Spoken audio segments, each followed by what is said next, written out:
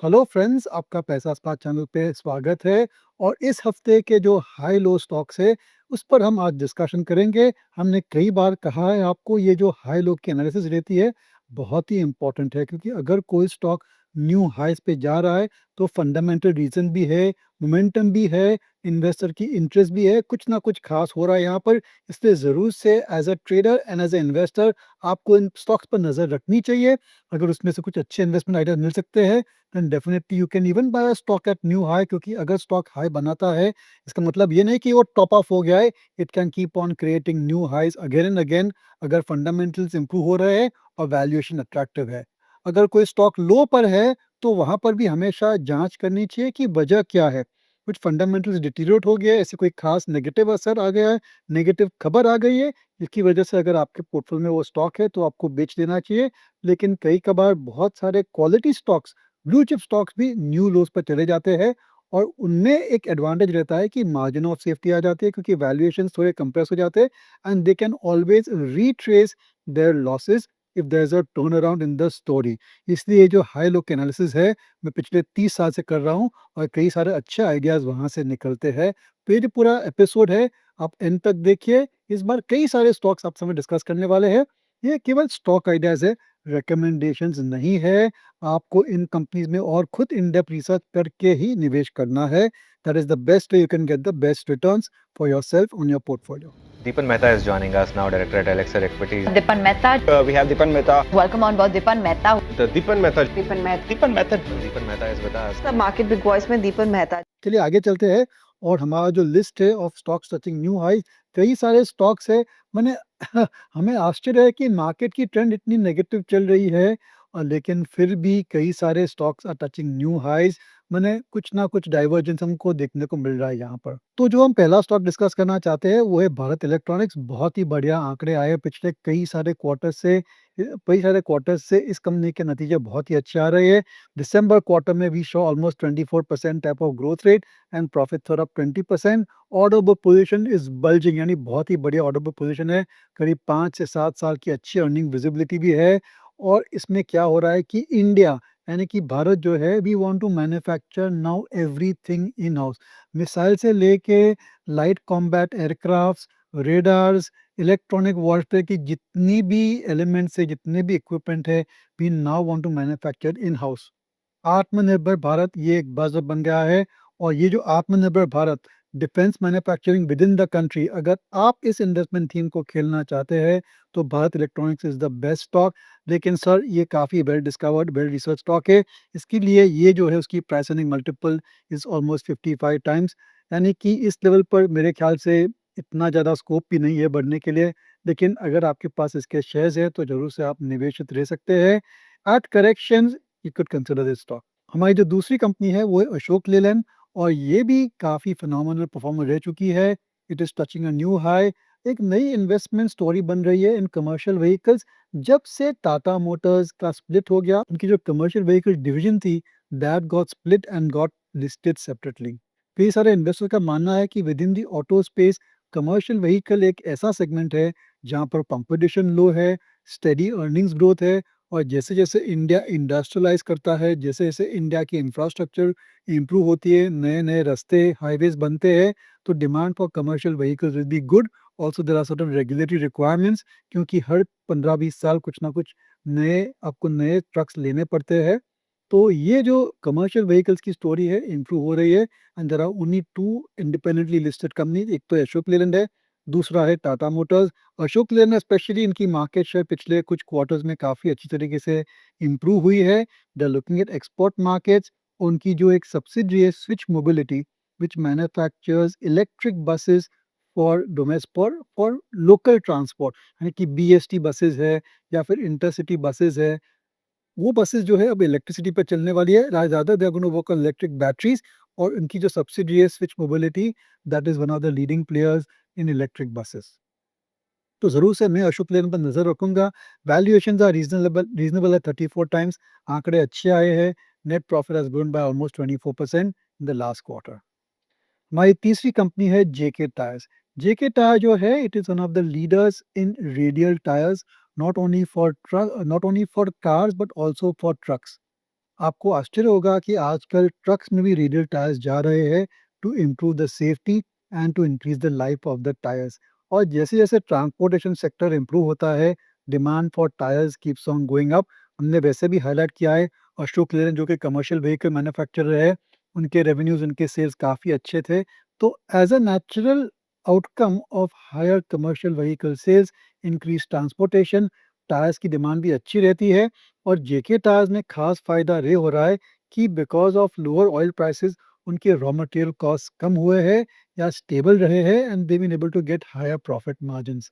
सितंबर quarter, क्योंकि अभी तक दिसंबर के आंकड़े नहीं आए, सितंबर क्वार्टर में this company reported 58-59% type of growth in net profit, which is quite impressive.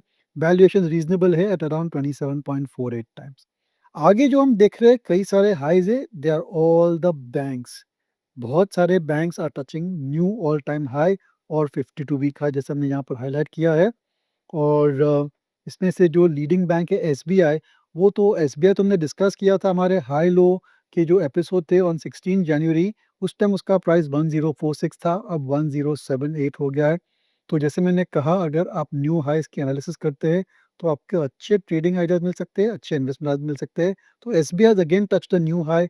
अभी भी वैल्यूएशन रीजनेबल है 12.74 टाइम्स। इसके अलावा अगर आप देखेंगे तो we are Federal, Axis, City Union, Indian Bank, Karur Vysya, Union Bank, DCB and TN Mercantile Bank.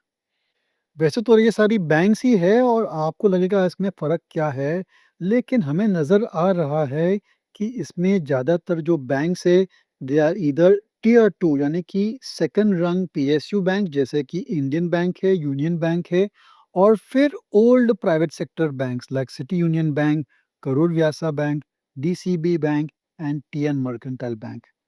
तो क्या हो रहा है बैंकिंग सेक्टर में?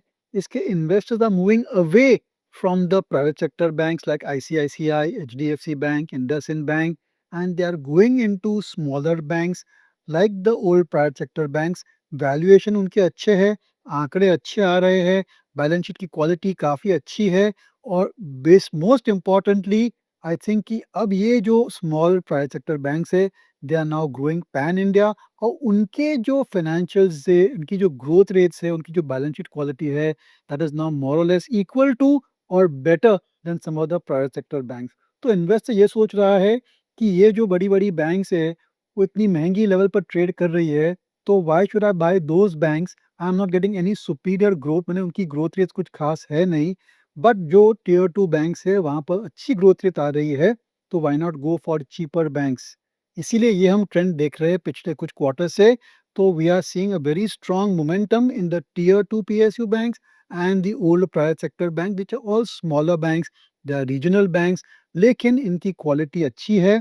और हमारे मार्केट में एक कहावत है कि सबसे बढ़िया company need not be the best investment. यानी कि जब आप इन्वेस्ट करते हो, तो क्या आप क्राइटेरिया चूज़ करते हो, that is very different from the criteria which you choose to buy the best company in the industry. यानी कि HDFC Bank may be the best bank in India, ICICI Bank may be the best bank in India, and so is Kotak. लेकिन from an investment perspective, maybe a City Union, maybe a Karur Vyasa, DCB, TN Mercantile is a better investment opportunity, not the best bank. As an investor, हमें investment opportunities ढूंढनी है, not which is the best company in the sector. तो अगर आप banks में अपना exposure increase करना चाहते हैं, तो these are the banks in front of you. You can look at increasing exposure to these banks, क्योंकि उनके नतीजे अच्छे आए हैं, वैल्यूएशन रीजनेबल है, एनपीए यानी कि बैड लोन्स की जो रेशियो है वो कंट्रोल में है। और ओवरऑल जैसे जैसे इकोनॉमी इंप्रूव होती है, bank will do well because there is always demand for credit. केवल एक ही रिस्क फैक्टर है यहाँ पर, और वो ये है कि कंपटीशन जोरों से बढ़ रही है। Entire banking industry is becoming a red ocean, और यहाँ पर आगे चलते लग नहीं रहा है कि जो उनकी मार्जिन्स है विल बी सस्टेन्ड। इसलिए I am a bit cautious in the medium to long term, लेकिन ज़रूर से एक बहुत ही बढ़िया ट्रेडिंग रैली चल रही है in small mid cap banks. हमारी अगली कंपनी है एथर इंडस्ट्रीज, और ये एक स्पेशलिटी केमिकल मैन्युफैक्चरिंग कंपनी है। 40 से 50% रेवेन्यूज एक्सपोर्ट से आते हैं, और रुपी डेप्रिशिएशन की वजह से नतीजे अच्छे आए हैं। एंड ओवरऑल स्पेशलिटी केमिकल में हमने देखा है कि now again though prices are on up cycle. तो ये जो कंपनी है इसके नतीजे अच्छे आए हैं। For at least the September quarter, और कई सारे इन्वेस्टर्स का मानना है कि दिसंबर क्वार्टर के आंकड़े बहुत ही बड़े आने चाहिए। तो आई सस्पेक्ट कि प्री रिजल्ट बाइंग चल रही है एथर इंडस्ट्रीज में, which is now trading at 1000 rupees plus. लेकिन ये जो कंपनी है काफ़ी महंगी है एट 65 टाइम्स, लेकिन इसका बिजनेस मॉडल जो है that is very good, very strong. It is focused on contract manufacturing, it is focused on contract research, और फिर अपने खुद के मॉलिक्यूल्स लार्ज स्केल मैन्युफैक्चरिंग उनका है for certain specialty chemicals where they are among the top 4 or 5 players in the world.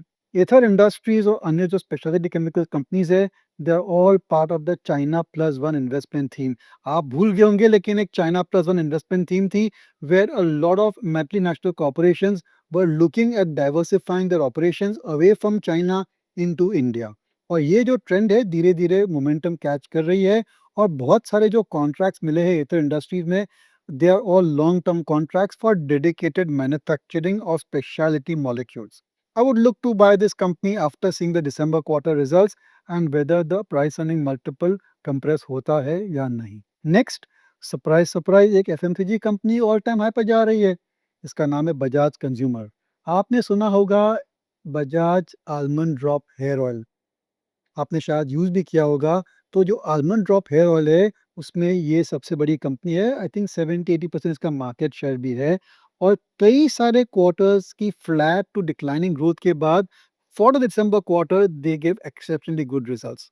Sales were up about 30% and net profit was up about 83% और so. इसलिए ये जो स्टॉक है, it is touching new all time high, और काफ़ी reasonable भी है at around 28 times. देखिए एफएमसीजी स्टॉक्स जो है they trade at 50 to 80 times, लेकिन ये कंपनी है it is available at 28 times. वजह ये है, it's a single product company, largely single product company. तो अगर सिंगल प्रोडक्ट है और वो प्रोडक्ट कैटेगरी में ग्रोथ नहीं आती है as we have seen in the past quarters, तो नतीजे अच्छे नहीं आते हैं। इसलिए इस पर खास एक एडिशनल रिस्क फैक्टर बन जाता है, जो एक डिसएडवांटेज बन जाता है। इसलिए I agree, last quarter has been good, अगले 2-3 क्वार्टर अच्छे भी रहेंगे, प्राइस अर्निंग मल्टीपल एक्सपैंड भी हो सकती है।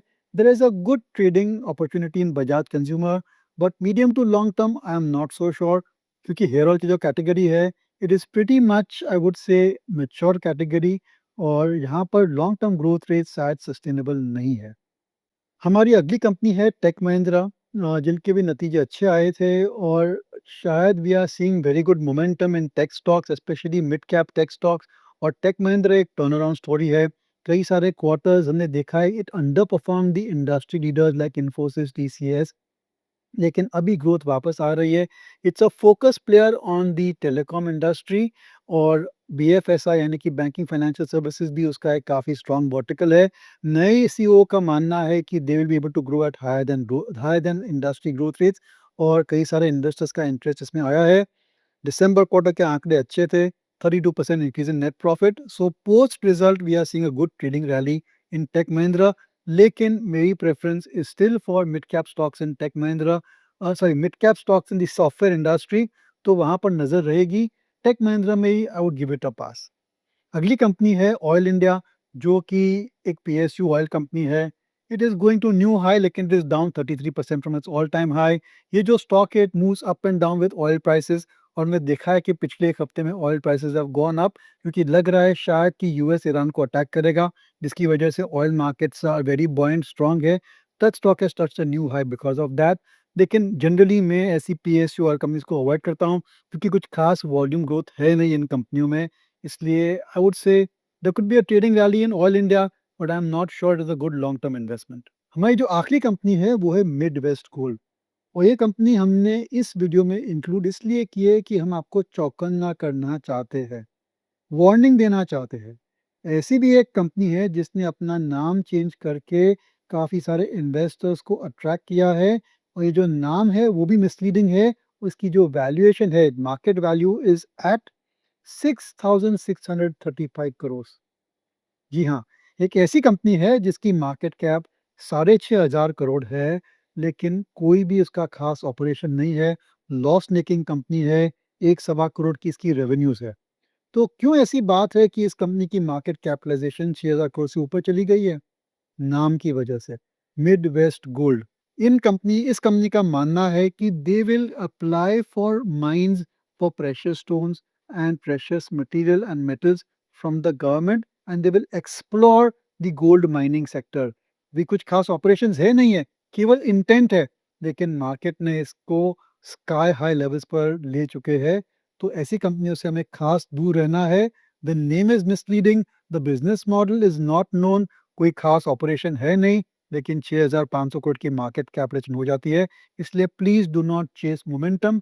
अगर ऑपरेशंस स्ट्रांग है, फंडामेंटल्स अच्छे हैं, रेवेन्यूज है, प्रॉफिट्स है, ग्रोथ रेट्स है, गुड क्वालिटी मैनेजमेंट है, कॉर्पोरेट गवर्नेंस है, ऐसी ही कंपनियों में हमें निवेश करना चाहिए। ये मिड वेस्ट गोल्ड है, ज़रा हमें थोड़ा इस पर डाउट आ रहा है कि क्यों इसका दाम 5,500 है, रोज अपर सर्किट पे लगता है और इसकी कोई खास ऑपरेशन है नहीं। इसकी अगर आप बैलेंस शीट पढ़ेंगे तो आपको साफ नज़र आएगा कि management has got intent to get into mining, लेकिन अभी उनके पास कोई खास माइंस अलॉट हुई नहीं है। तो ये मैंने स्टॉक वैसे इंक्लूड इसीलिए किया है कि ऐसे मार्केट्स में कभी-कभी इन्वेस्टर्स को टेम्पटेशन हो जाता है to go after momentum, to go after stocks. देखिए gold have been rallying significantly, तो कई सारे इन्वेस्टर सोचा होगा कि ये तो एक गोल्ड कंपनी है, गोल्ड माइनिंग कंपनी है, क्यों नहीं इसमें निवेश करे। लेकिन एक्चुअली सिचुएशन ये है कि उनकी इंटेंशन है, उनका प्लान है, लेकिन अभी खास उनके पास ऐसा कोई खास एसेट्स नहीं है व्हिच कैन यील्ड प्रॉफिट्स। चलिए आगे चलते हैं और कौन से ऐसे स्टॉक्स है विच आर टचिंग न्यू लो और 52 वीक लो। उसमें पहली हमारी कंपनी है एसीसी, और एसीसी और अंबुजा जो है they are going to get merge. उसका रेशियो है for every 100 shares of ACC, you are getting 328 shares of Ambuja Cement। और अगर आप रिवर्स कैलकुलेशन करेंगे तो शायद 2% का आर्बिट्राज है between ACC and Ambuja cement, लेकिन दोनों कंपनियां अट्रैक्टिव वैल्यूएशंस पे है। Ambuja cement is around 21 times और so, ACC is around 12 times, और ये जो वैल्यूएशन है is significantly lower than some of the larger company like UltraTech, Shree cement, JK cement. इसलिए अगर आप सीमेंट में निवेश करना चाहते हैं तो I would think that ACC is a good bet. ACC से आपको अंबुजा के शेयर्स मिलेंगे। वैसे भी ACC Ambuja is one of the largest cement companies in India. Valuation gap काफ़ी अच्छा है as compared to the leading players. अच्छी एक्सपेंशन प्लान्स है और सीमेंट इंडस्ट्री में अब अप साइकिल लग रही है because of higher infra spending and also because of prices going up. तो आई वुड से कि सीमेंट इंडस्ट्री अट्रैक्टिव है, और ये जो दो कंपनियां आई अंबुजा एसीसी, इनकी valuations are very attractive compare to the peer group, compare to other cement companies. इसलिए ऑल्दो न्यू लोज पे चल रहा है, हमें लग रहा है कि इसमें ज़रूर से एक टर्न अराउंड स्टोरी बन सकती है, लेकिन इन्वेस्टर्स को थोड़ा पेशेंट रहना पड़ेगा। ये एक लॉन्ग टर्म प्ले है। So if you have a 2-3 year type of a view, then you could consider Ambuja ACC in your portfolio. आगे चलते हैं। ऑफिस स्पेस एक दूसरी कंपनी है, काफ़ी हाइप्ड अप स्टॉक था। It is down 58% from its all time high. बहुत ही ज़्यादा इसमें मोमेंटम था, और ये जो कंपनी है it is engaged in setting up business centres for MNCs and for large corporates. और अगर आपको ऑन द टैप ऑफिस चाहिए तो ये जो कंपनी ऑफर करती है। नतीजे कुछ खास नहीं आए थे, इसलिए ये स्टॉक में करेक्शन में देखा है। वैल्यूएशन अभी भी काफ़ी हाई है, काफ़ी एक्सपेंसिव है एट 54 टाइम्स। मैं तो अवॉइड करूँगा। There is another company got listed called WeWork, उसके आंकड़े बहुत ही बढ़िया आए हैं, वैल्यूएशन भी रीजनेबल है, तो उसको शायद हमें स्टडी करना चाहिए। हमारी तीसरी कंपनी है बर्जर पेंट्स। तो पेंट इंडस्ट्री में इतना ज़्यादा कंपटीशन हो गया है with the entry of Grasim, JSW paints, astral, और जो एग्जिस्टिंग प्लेयर्स है उसमें भी थोड़ा कंसोलिडेशन हो गया है।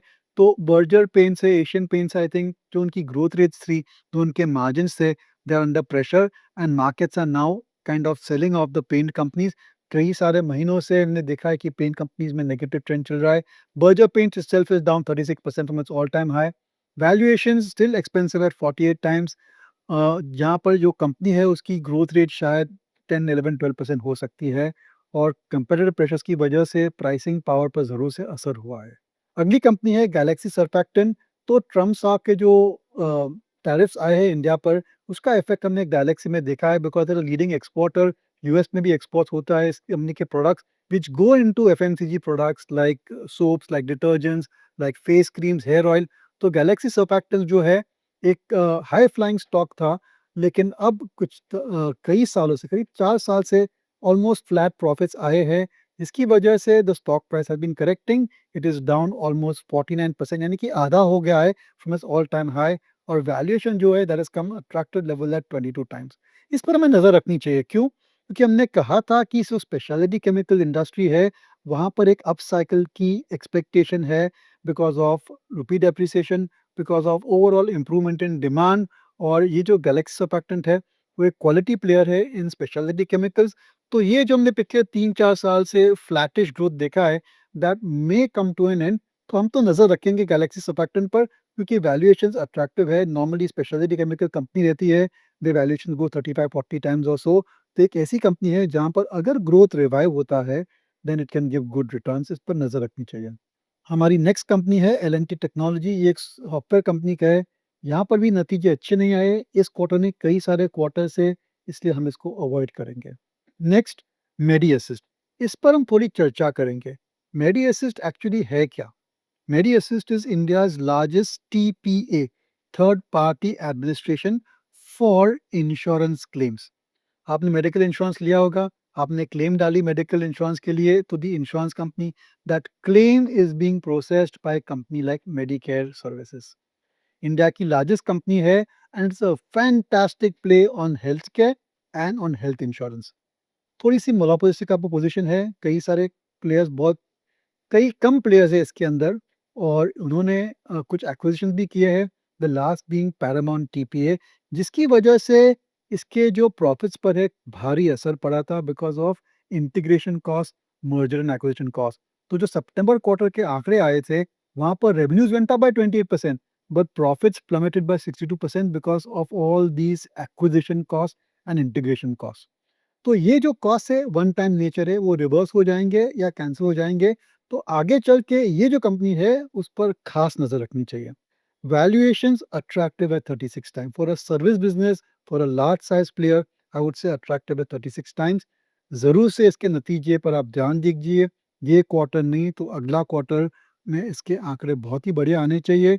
तो मैं तो जरूर से इस कंपनी पर नजर रखूंगा क्योंकि एक different type of business model है and it is a play on rising health care spends. चलिए, हमारी जो आखिरी दो कंपनी है वो है सैनोफी इंडिया और फिर दूसरी कंपनी है एसबीआई कार्ड्स। सैनोफी इंडिया जो है ये एक एमएनसी फार्मा कंपनी है। It is a very strong player in the diabetes care and diabetes medication segment with in the pharma industry. Valuation attractive है, लेकिन पिछले 10 साल की अर्निंग्स ग्रोथ रेट है बीन जस्ट 8.43% ग्रोथ और 5 साल इसका अर्निंग्स पर share earnings growth was flat. और अब क्या हो रहा है कि डायबिटीज़ केयर, डायबिटीज़ की जो ट्रीटमेंट है, that is going more and more towards GLP यानी कि वेट रिडक्शन ड्रग्स, जहाँ पर ये कंपनी की इतनी प्रेज़ेंस है नहीं।